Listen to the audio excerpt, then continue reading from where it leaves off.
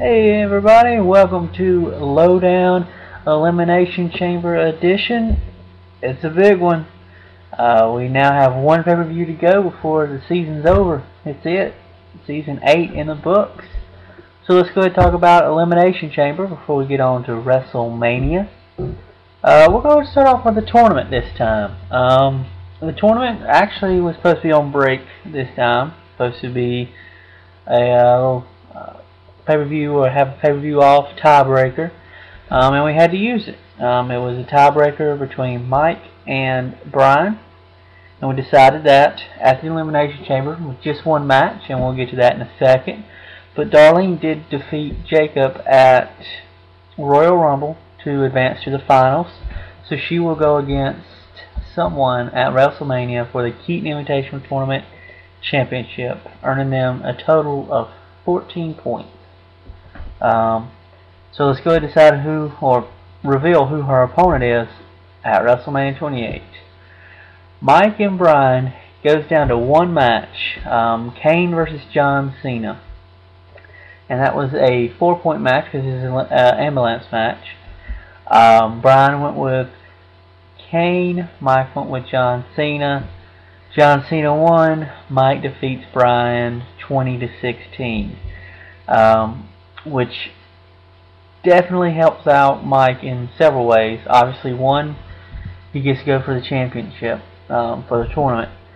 And also, a tournament win here could definitely seal up another 10-count championship for Mike, who was leading, I think, Brian. Well, we'll talk about that in a little bit, but he's in the lead, basically, for overall, and 4 points. And if he defeats Darlene, that's another 5 points.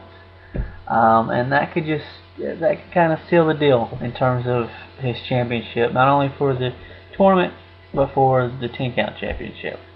But Darlene's not going to make it easy, and so it's going to be Mike and Darlene at WrestleMania 28 for the Keaton Invitational Tournament Championship. See if there's any notes I have here. No, I think that's it. Yeah, a little side note. If Mike does win the tournament and the 10-count championship, he would be the first person to ever do that in the same season. So Mike's looking to make a little history. Let's see if he can do it. Speaking of Mike, we'll get to our performance picks segment, which basically talks about who did well and who didn't do well in Elimination Chamber. Mike, I got it. He's not letting up. He's definitely wanting another championship. He increases the lead points by 4 after winning the tiebreaker against Brian, as I just said, in his tournament round 3 matchup.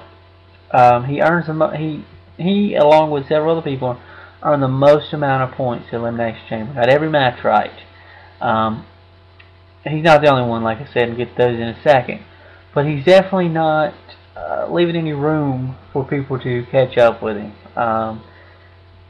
And so WrestleMania is going to come down to it. Definitely got our work cut out for us. We'll talk about who is definitely looking good in the hunt for the title in just a little bit, but we'll go ahead and talk about who else performed well at Elimination Chamber. I got my second pay-per-view win this season as well. Aaron also earns 100% and his second pay-per-view win of the season, and he is now 28 points behind Mike. Jacob, our rookie, his third pay-per-view win this season. That's the most out of anyone. So he's having a great rookie season. I think if it wasn't for a few miscalculations, maybe just some picks that didn't go his way, he would be in the, I think, top 3, 4 right now. He will definitely be a force to be reckoned with next season and this season. It's not over. He could definitely still move up and finish probably top 4. I'm thinking maybe 3rd, depending on how Aaron or Brian, maybe even Mike do as pay-per-view. Who's not? Let's talk about who didn't have the greatest pay-per-view. And that basically goes to Darlene. She's definitely had a good season, but she's also had some bad pay-per-views just in between, and they've hurt. And that was the case at Elimination Chamber, in my opinion. Darlene drops 2 spots to 7th, 50 points behind.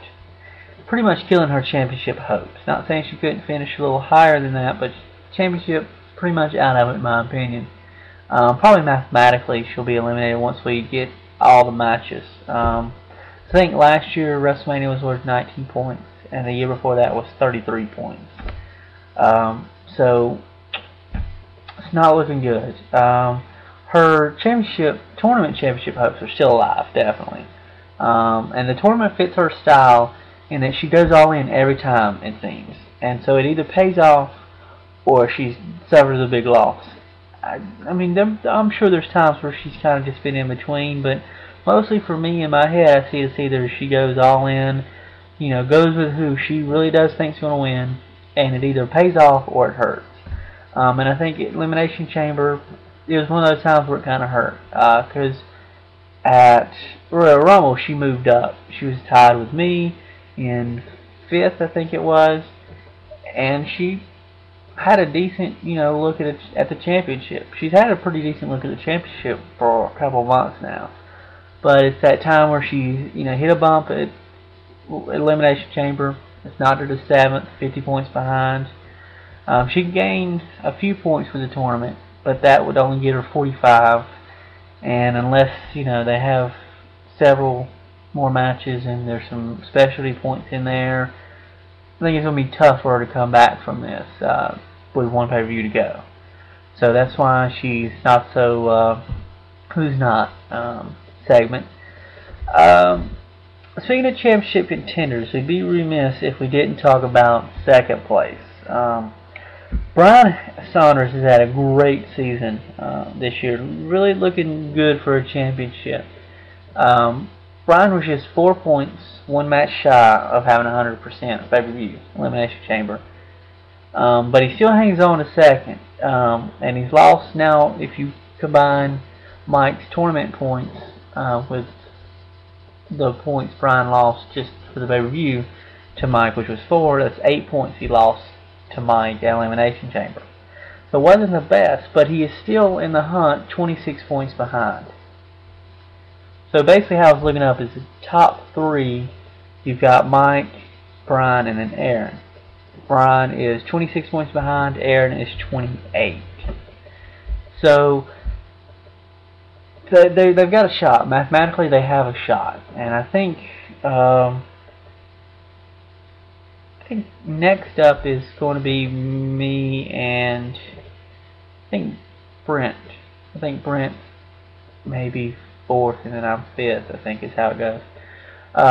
So, I think we got a really outside shot. It just depends basically on how many points WrestleMania is worth, whether we have a legitimate shot. But definitely Brian and Aaron have a shot at it. And yeah, that's basically our championship look at, and we'll have we're planning to do a kind of a WrestleMania week where we do lowdown, and we'll talk more about the championship contenders and how that could shake out when we have a better idea of the matches and the points and all that jazz.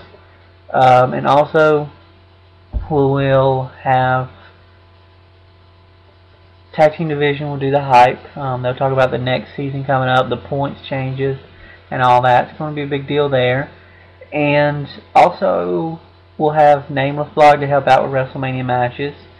And we will have Against the Ropes is planning on doing a show as well that week. So it's going to be a big week, packed week. Definitely looking forward to that. And we'll talk more about the championship and more about the tournament. And we'll look at stats and whatnot in the next season. But before we go, there is one thing I do want to talk about. And that is the Over the Limit pay-per-view in May. It is in Raleigh. Tickets went on sale this past Saturday. And I've asked people if they want to go, and most people have said yes. So here's your chance. I sent everyone an email. If hopefully you got it. If you didn't, let me know. But Over the Limit, tickets will be $45. And how we're going to do it is I will need the money before I purchase tickets. If you don't give me the money, I'm not going to buy the ticket. And how it's going to work is you've got 2 weeks to get me the money. I can meet you, or you can mail it to me. If you really want to talk about it, you can give me a call, on Facebook, email, whatever, text me, whatever, and let me know. But you have 2 weeks from this past Sunday to get me the money, and then tickets will be bought. If you don't give me the money in 2 weeks or talk to me by then, that's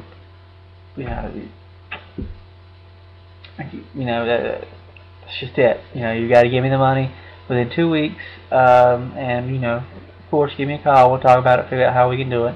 But we'll work it out. Don't worry.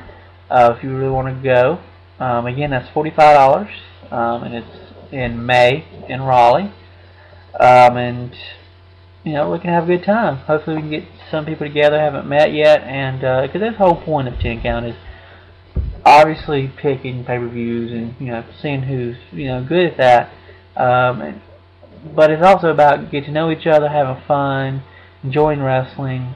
That's why we watch our reviews together at my house or Brian's, and we just hang out, get to know each other, and talk about wrestling. That's the whole point of this.